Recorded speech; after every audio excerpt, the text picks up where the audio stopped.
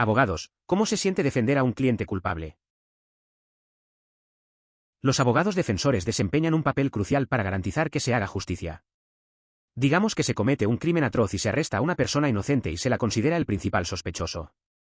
Se armaría un torbellino de mella y mucha gente reaccionaría emocionalmente y pensaría como, este cabrón no merece un buen abogado, dale un perdedor y deja que el juez y el jurado lo crucifiquen. Pero entonces la convicción no vale nada. Solo cuando un criminal ha tenido todas las oportunidades y su caso ha sido examinado desde todos los ángulos por una buena defensa, la sociedad puede tener confianza en la condena y en que el castigo es justo. La verdad es que a veces la gente se olvida de lo importante que es el trabajo de un abogado defensor. Recuerdo una vez que un amigo se metió en problemas, y todos pensábamos que era culpable, pero al final resultó ser inocente. La presión social puede ser intensa, pero al final un buen abogado puede marcar la diferencia en la vida de alguien. Es un recordatorio de que la justicia necesita ser justa. Quick word from my sponsor. So you've always wanted to make money online, but you're tired from expensive courses and unprofessional business gurus? Then the Wi-Fi Business Builder, which has already been featured on business giants like Forbes, is the right thing for you. With a lifetime price of only €50, you will get access to 20 different legit business models for you to learn, understand, and implement. The technique you're learning isn't for you? No problem, because you can just switch to a different one without having to pay extra. Additionally, they offer a 14-day money-back guarantee for you to safely try it out. Click the link in the description to convince yourself and start your journey now. Now, back to the video. No yo, pero mi padre es un abogado defensor penal veterano. De todos modos, él lo expresa de esta manera. El sistema de justicia en sí mismo impone la obligación de defender a su cliente lo mejor que pueda. Y de la misma manera, la Fiscalía tiene la obligación de hacer todo lo posible para demostrar la culpabilidad más allá de toda duda razonable. A título personal, dice que el sueldo lo hace mucho más fácil, pero bueno, no llaman a los abogados, parásitos chupadores de sangre por nada. Pero yo también estoy estudiando para ser abogado y mi madre también es abogada en ejercicio. Pa. Es interesante lo que dices de tu papá. La perspectiva de un abogado defensor sobre el sistema de justicia es bastante única. A veces, el trabajo puede ser complicado, y lo de los parásitos es un comentario que se escucha mucho. Por otro lado, es genial que tú y tu mamá estén en el mismo camino. Eso seguro trae muchas conversaciones sobre el mundo legal en casa. Soy abogado, pero no del tipo criminal, hago desalojos. Afortunadamente, más del 90% de las veces sé que la persona ha incumplido su contrato de arrendamiento y se le han dado múltiples oportunidades para solucionar el problema. Sin embargo, ha habido varios casos en los que sabía que mi cliente, el propietario, estaba siendo completamente injusto con la situación y no cedía en su decisión de echarlo. Momentos como ese hacen que el deber de lealtad sea un asco. Entiendo lo que dices. A veces, las cosas no son tan blancas o negras. Te toca lidiar con la realidad de que, aunque estás siguiendo tu deber, hay personas que pueden salir perjudicadas. Es un dilema difícil, especialmente cuando ves que tu cliente no tiene razón. Al final, solo haces lo que te piden, pero no siempre se siente bien. Es un trabajo complicado, sin duda. No soy abogado, pero mi mamá sí. Una vez le pregunté sobre esto y ella simplemente me dijo que es un día más en el trabajo. Como abogado, a usted le importa ganar casos, no realmente quién es culpable y quién no. Es curioso cómo a veces los profesionales se distancian de la moral. Una vez, un amigo mío quiso ser abogado, pero se dio cuenta de que no podía separar sus principios de su trabajo. Decidió estudiar otra cosa. Ahora ayuda a la gente de una manera que le parece más justa. Al final, cada quien tiene su forma de enfrentar el trabajo y la vida. Cuando defiendo a alguien de quien sé o sospecho firmemente que es culpable, duermo profundamente. Cuando defiendo a alguien que creo firmemente que es inocente, y su libertad y reputación dependen en gran medida de mi competencia como abogado, esos son los casos que me mantienen despierto por la noche. Entiendo eso. A veces, defender a alguien inocente puede ser más pesado. La presión de saber que su vida depende de ti es enorme. No hay nada más difícil que sentir que su futuro está en tus manos. Es un lugar complicado, especialmente cuando hay tanto en juego. La confianza en uno mismo es clave, pero también puede ser agobiante. Como lo cuenta mi cuñado. No se trata de sacar a la persona de la cárcel, sino de asegurarse de que reciba el castigo debido y nada más. Las reglas de la ley aún deben seguirse incluso si son tan culpables como el pecado. Eso me hace pensar en un amigo que siempre decía que la justicia debe ser justa. Una vez, enfrentó a un tipo que había hecho algo malo, y en lugar de buscar venganza, insistió en que se siguieran los procedimientos. Al final, todos los involucrados aprendieron algo. Es interesante cómo algunos ven la justicia de esa manera, buscando equilibrio y no solo castigo. Soy abogado pero no practico el derecho penal. Pero solo para agregar a Kracikanuk 88, el trabajo de un abogado es actuar en nombre de su cliente. Hay alguien del otro lado intentando procesar a su cliente dentro de las reglas, lo mejor que puede. Me parece interesante cómo los abogados tienen que defender a sus clientes, incluso si no practican ciertas áreas del derecho. Recuerdo que un amigo que es abogado solía contarme que, a veces, tenía que lidiar con casos complicados donde debía encontrar la estrategia adecuada para ayudar a su cliente, siempre respetando las reglas. La presión y la responsabilidad eran parte de su día a día, y eso me hizo pensar en el trabajo importante que hacen. Tuve un profesor de Derecho Penal que en su respuesta a esta pregunta reflejó el comentario principal de este hilo, pero también dijo que la única vez que se sintió mal por su trabajo fue cuando defendía a una parte que creía inocente y fue condenada. En ese escenario, él no solo les falló, sino todo el sistema. En el caso de que una persona culpable salga libre, entonces eso es lo que falla la corona. Fue una perspectiva interesante y la llevo conmigo. Editar, en el móvil. Me parece que es un punto de vista interesante. La idea de que el sistema en su conjunto tiene un papel en el éxito o fracaso de un juicio plantea muchas preguntas sobre la justicia.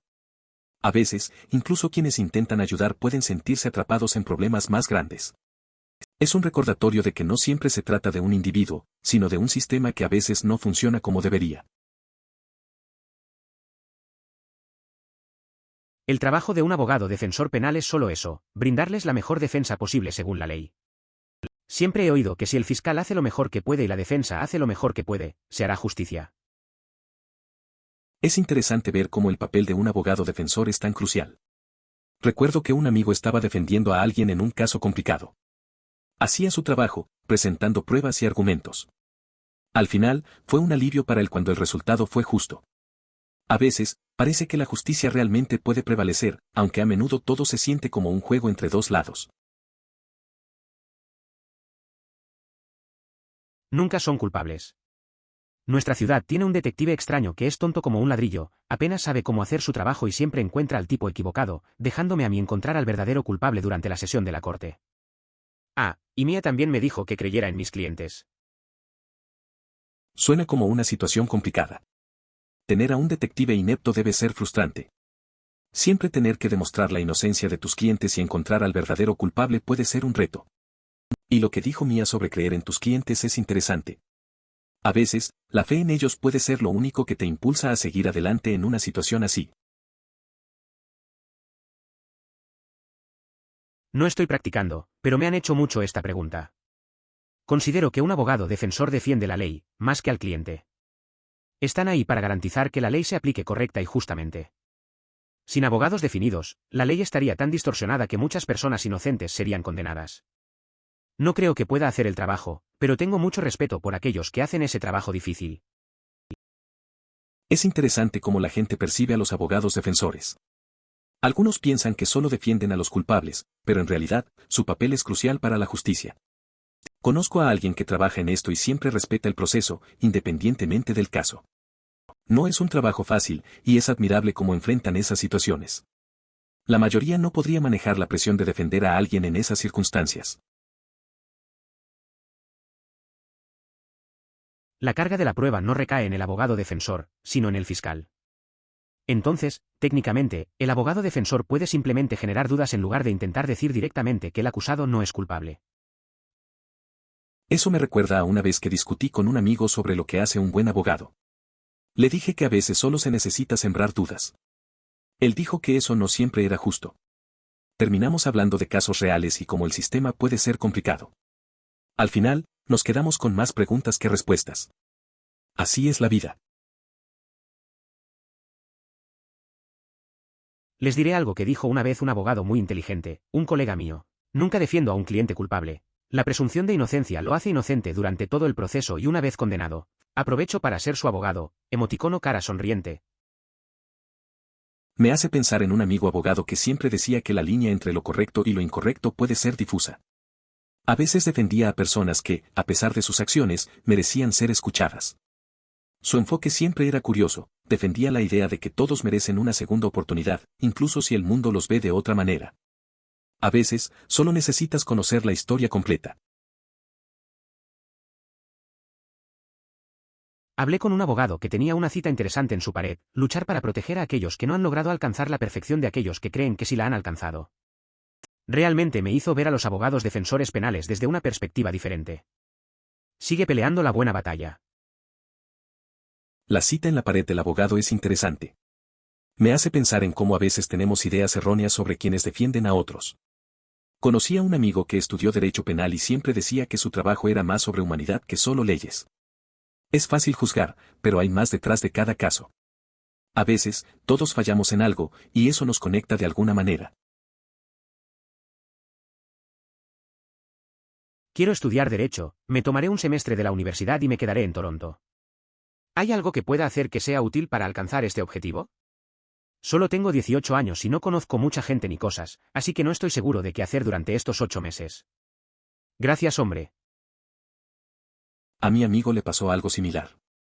Se tomó un año sabático después de la preparatoria para descubrir qué quería hacer. Pasó tiempo en una biblioteca, hizo voluntariado en una ONG y se anotó en algunos cursos de derecho. Conoció a varios profesionales y le ayudó a aclarar sus metas. Tomarse ese tiempo no es perderlo, puede ser muy útil para aclarar ideas. Policía aquí. Mi cancha local es una de las más concurridas de la zona. Según mi experiencia en el tribunal, esta es la actitud que tienen la mayoría de los PD. Incluso he tenido PD que se han acercado a mí después de la corte si se desestimó algo debido a un error en mi investigación o a una pieza faltante de información clave en mi informe y me explicaron por qué las cosas sucedieron como sucedieron. Por supuesto, esto no sucede a menudo porque el fiscal del distrito ni siquiera suele presentar casos que no sean un fracaso. Respeto a la mayoría de los PD. Tienen un trabajo difícil que hacer, y la mayoría de los policías, y me imagino que la mayoría de la gente, piensan que es una cuestión de nosotros contra ellos. Pero normalmente, los PD, DDA y los jueces se conocen e incluso van a almorzar juntos. El DDA sabe que el PD también tiene un trabajo difícil. Antes del caso, el PD y el DDA podrían estar charlando sobre el juego la noche anterior, pero tan pronto como el juez entra y se sienta, todo es negocio. Cada uno hace bien su trabajo. Nunca sabrías que fueron cordiales basándose en cómo opera cada uno en la sala del tribunal. Es interesante ver cómo se desarrolla la dinámica entre los policías y los fiscales en la corte. Parece que, aunque a veces pueden tener diferencias, realmente hay un respeto mutuo por lo que cada uno hace. En mi experiencia, es similar en otros trabajos. A veces, la gente puede verse como rivales, pero en el fondo todos tienen sus responsabilidades y quieren hacer lo mejor que pueden. Al final del día, todos están en el mismo equipo, aunque no siempre lo parezca. Exactamente, el sistema de justicia, al menos en Estados Unidos y Canadá, es contradictorio. El sistema depende de que la fiscalía y la defensa hagan todo lo posible. Si la defensa no hizo su trabajo porque no se sentía cómoda con él, el objetivo del sistema es discutible. Es interesante cómo el sistema de justicia funciona. Hay que tener a ambos lados en su mejor forma, así que si uno no se esfuerza, todo se pierde. Recuerdo a un amigo que era abogado. Decía que cada caso era un juego de estrategia, siempre un tira y afloja. Pero al final, la verdad y la justicia debían prevalecer. Es curioso ver cómo el sistema se basa en esa dinámica. Hay un montón. Sé que en mi jurisdicción tuve una clase de ética obligatoria en la Facultad de Derecho, un examen de ética separado fuera de la Facultad de Derecho, y la ética era una de las materias del examen de la abogacía. Si puedes enseñar a las personas a actuar con honestidad es una cuestión aparte, pero al menos te enseñan las reglas y subrayan su importancia. Recuerdo que en la facultad tuvimos un curso de ética que parecía interminable. Todos teníamos que pasarlo para poder graduarnos. Discutimos casos y reglas, aunque no estoy seguro de que todos lo hayan aprendido realmente. Muchos solo querían aprobar. Al final, no sé si eso nos hizo más honestos, pero al menos nos daban las bases. A veces creo que es más sobre el sentido común que sobre las reglas. Hay dos personas en el mundo entero con las que deberías ser completamente honesto. No es la policía, ni tus padres, ni siquiera tu mejor amigo. Las únicas personas que importan en cuanto a honestidad son su médico y su abogado. Es cierto, en la vida hay momentos en los que la honestidad es clave. Recuerdo cuando un amigo tuvo que hablar con su médico sobre un problema de salud. Al principio dudó, pero al final se dio cuenta de que ser sincero era lo mejor para su bienestar. La relación de confianza con el doctor es importante. A veces, la verdad duele, pero es esencial para recibir el mejor consejo y tratamiento. Sí, eso es lo que te enseñan en la Facultad de Derecho. No está tratando de sacar a su cliente, está tratando de asegurarse de que el proceso legal sea lo más justo posible con respecto a las reglas. Y si eso resulta que tu cliente se enfada, genial. Pero se considerará que usted está haciendo un buen trabajo siempre y cuando trabaje diligentemente para asegurarse de que el / ella reciba el trato más justo posible. Eso me recuerda a un amigo que estudió Derecho. Siempre decía que su objetivo no era hacer que la gente escapara de sus problemas. Para él, se trataba de asegurar que todo siguiera el debido proceso. Trabajaba duro en cada caso, no importa cuán complicado fuera. Al final, se sentía bien si sus esfuerzos resultaban en un resultado justo para todos. Era un enfoque muy válido en su profesión. James Madison fue el cuarto presidente de Estados Unidos. Fue autor de la Declaración de Derechos, las primeras enmiendas a la Constitución estadounidense, que incluye la Quinta Enmienda. Esta última es la parte de la Constitución que trata del derecho de una persona a no testificar contra sí misma, o a autoincriminarse. James Madison fue el cuarto presidente de Estados Unidos. Es conocido por ser el autor de la Carta de Derechos, que incluye la Quinta Enmienda. Esta enmienda protege el derecho de las personas a no declarar en su contra. Es interesante cómo se pensó en los derechos de los ciudadanos desde el principio. Pensarlo de esa manera puede cambiar perspectivas sobre las leyes y la justicia. Tengo casos que no hago tan bien. Solo hay ciertos tipos que no manejas por razones personales. Hay muchos otros excelentes abogados que manejan ese tipo de casos. Estaré encantado de darte su número y señalarte a alguien que sea muy competente en esa área. Así que no estoy garantizando la condena de un cliente al no representarlo, simplemente estoy actuando dentro de mi propio sistema moral. Además, si no invierto todo mi corazón en su caso, entonces no haré un buen trabajo para usted. Entiendo que a veces hay casos que simplemente no puedes tomar por tus propios principios. Es mejor dejar esas cosas a otros que se sientan cómodos manejándolas. Al final, es crucial que realmente creas en lo que haces, de lo contrario, no vas a dar lo mejor de ti. A veces hay que ser honesto contigo mismo y con los demás sobre lo que estás dispuesto a hacer. Creo que lo mejor que puede hacer una persona en cualquier puesto y en cualquier campo es ser consciente de sí mismo. Cuando sabes que puedes volverte parcial por cualquier motivo, es mejor que puedas transmitir la situación que involucrarte. Es cierto que la autoconciencia es clave. Recuerdo a un amigo que siempre se cuestionaba sus opiniones antes de actuar. En una reunión, él decidió no participar en una decisión porque se dio cuenta de que estaba influenciado por su relación con una de las personas involucradas. Esa elección evitó un conflicto y probablemente salvó esa colaboración. Su capacidad para reconocer su sesgo fue impresionante.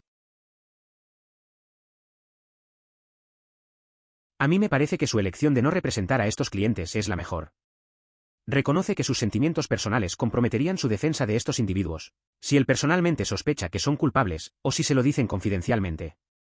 Nadie es perfecto. Creo que está siendo responsable al no permitirse dañar el caso de alguien. Entiendo la decisión de no representar a esos clientes. A veces, lo mejor es reconocer que nuestras emociones pueden afectar nuestra capacidad de defender a alguien. Es una forma de ser responsable.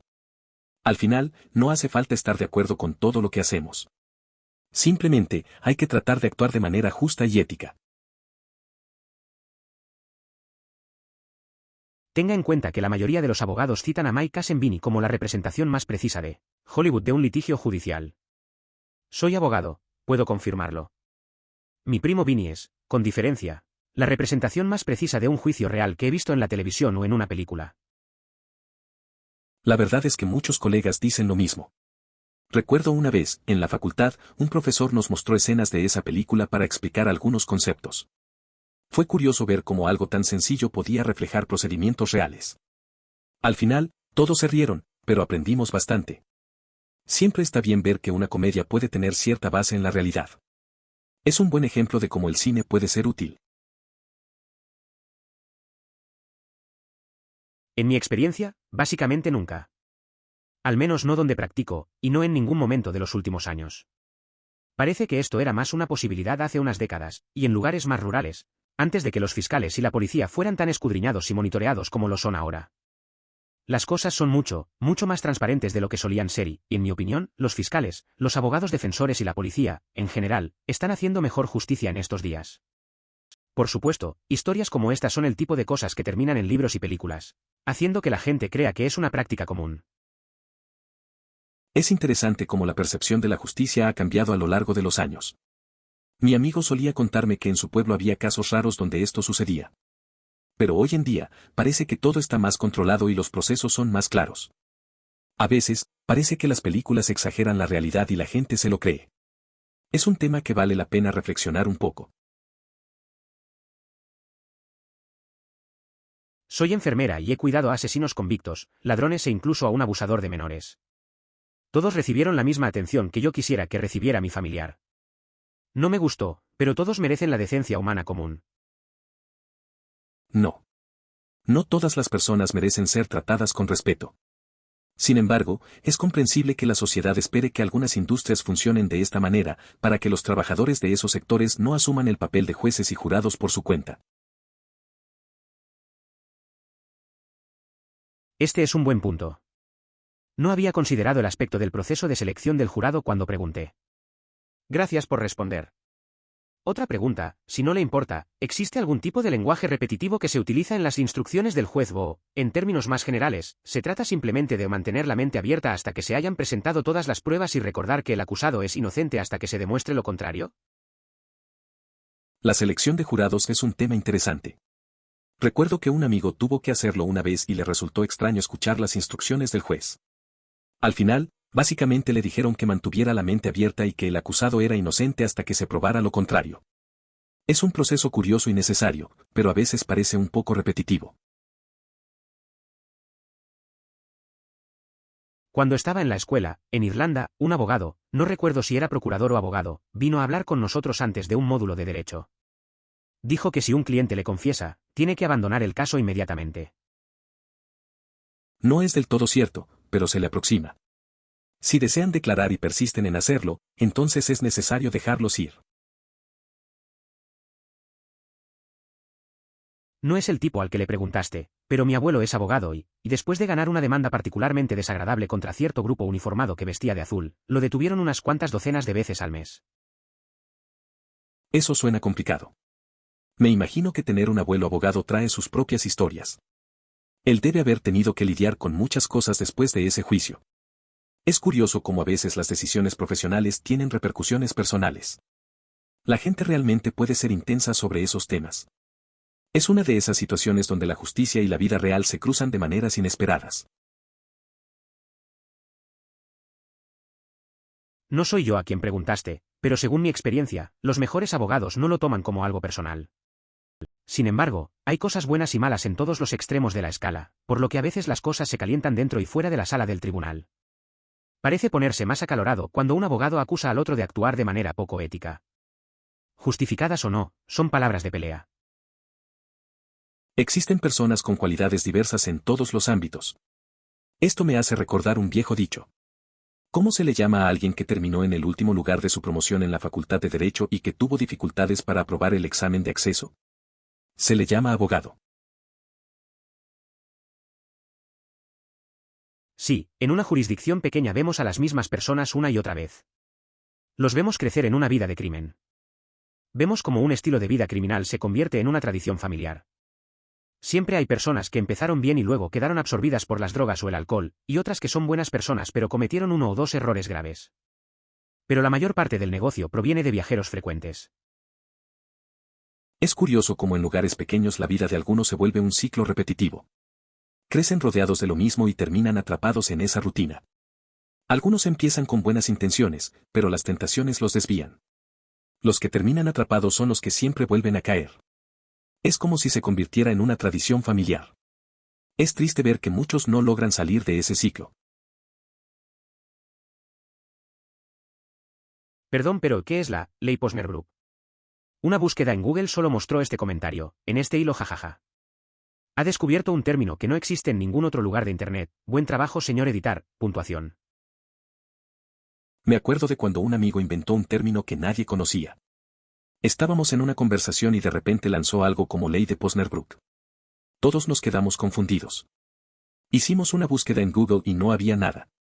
Al final, nos reímos y se convirtió en un chiste interno. Ahora cada vez que escuchamos algo increíble, decimos que es parte de esa ley. A veces, las tonterías son las mejores.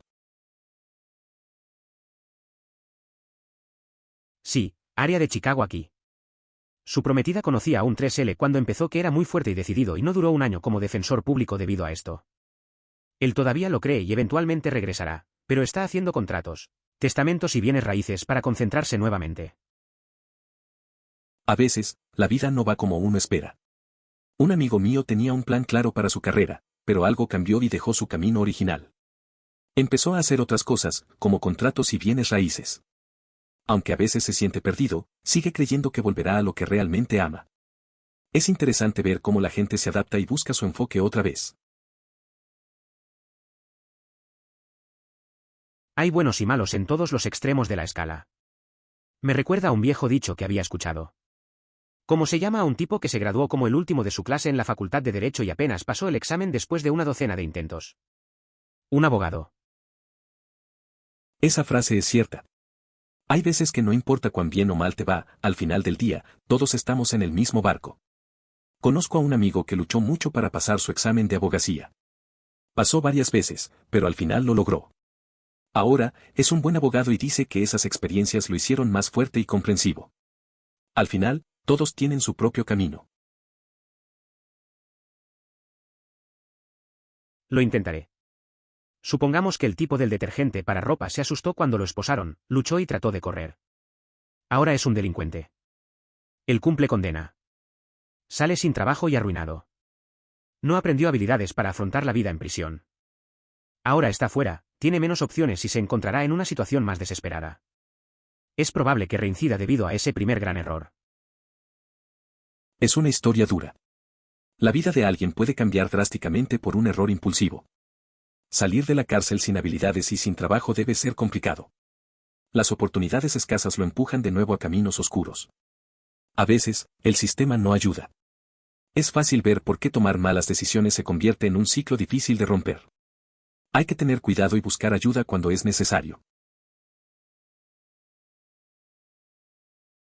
También es importante señalar que las prisiones en Noruega a menudo estarán mejor equipadas y le darán una vida mejor que si lo trataran como a un loco. Las cárceles obtuvieron mejores programas y condiciones de vida. La pena de prisión tiene un límite de tiempo, mientras que el tratamiento suele durar hasta que se cura. Es curioso cómo a veces la cárcel puede ofrecer más oportunidades que la vida afuera. Un amigo mío siempre decía que preferiría pasar un tiempo en prisión que lidiar con sus problemas. En la cárcel, hay programas, atención y hasta una rutina. Al final, lo que parece castigo a veces se convierte en una forma de reconstrucción personal. Pero claro, cada quien tiene su historia y su percepción del lugar. Juega a Peon X-Rite. Es la fiscalía la que es una basura en eso. Pero luego en Peon X-Rite aparentemente está bien que la fiscalía use un látigo contra la defensa cuando objetan, a la vista del juez, así que tal vez no sea la siguiente ventana al drama realista en la sala del tribunal. Es cierto, la jugabilidad en Phoenix Wright es bastante exagerada. Recuerdo jugarlo con un amigo y nos reíamos de lo absurdas que eran algunas escenas. La idea de que pueda ser golpeado con un látigo en medio de un juicio es simplemente ridícula. A pesar de eso, nos mantuvo enganchados. Aunque no sea realista, definitivamente hace que la experiencia sea divertida y memorable. La definición de literalmente ha sido modificada en el Oxford English Dictionary para incluir su uso indebido hiperbólico común. Literalmente ahora puede significar en sentido figurado o literal, por lo que no hay forma real de que una frase que incluya esa palabra pueda estar equivocada. Agradezco mucho. No me había dado cuenta de que se había convertido en una definición oficial. Siempre lo había visto como una exageración, parecido a no he comido desde el desayuno, estoy muriéndome de hambre. Es fascinante. Me pregunto si con el tiempo se perderá el significado original. Estoy en EUW, recibí el mío hace 2 días, pero ninguno de mis amigos ha recibido el suyo todavía, y aunque realmente espero que al menos uno de ellos no lo reciba, es un jugador tremendamente tóxico, los otros 3 debería conseguir uno. Es curioso cómo funcionan las cosas en los juegos. Hace poco, esperé un nuevo personaje y mis amigos no lo recibieron. Uno de ellos, que siempre es un poco tóxico, me hacía reír pensando en cómo se decepcionaría. Por otro lado, deseaba que mis otros amigos lo obtuvieran para que pudiéramos jugar juntos. A veces, la espera tiene sus momentos. El programa definitivamente fue cuesta abajo en las últimas temporadas, y los episodios buenos se volvieron más aislados. Todavía disfruté viéndolo, como lo hice durante toda la serie, pero la calidad desde la temporada 6 hasta la primera mitad de la temporada 8 definitivamente no es de alta calidad. Sin embargo, la última parte de los episodios fue absolutamente fantástica y desgarradora. Entiendo lo que dices. A veces, las series tienen picos y valles en su calidad. Me pasó con un amigo que seguía una serie. Decía que los primeros años eran geniales, pero después no le gustaba tanto. Aunque veía los últimos episodios solo por ver cómo terminaba todo. Al final, esos capítulos finales sí lo sorprendieron y lo hicieron sentir algo. Es raro, pero a veces lo final puede hacer que valga la pena todo lo anterior. Ah, gracias. No me di cuenta de que se había convertido en una definición oficial. Siempre lo había pensado como una especie de exageración, similar a no he comido desde el desayuno, me muero de hambre. Interesante. Me pregunto si el significado original desaparecerá eventualmente. Esto me recuerda a una conversación que tuve con un amigo sobre cómo usamos las palabras. A veces decimos cosas sin pensar, como estoy muriendo de hambre cuando solo tenemos un poco de hambre. Es curioso cómo el lenguaje evoluciona. Creo que vale la pena prestarle atención a lo que decimos y cómo cambia con el tiempo. Al final, todos tenemos nuestras propias maneras de expresarnos. Por favor considere suscribirse si lo disfrutó. Emoticono corazón.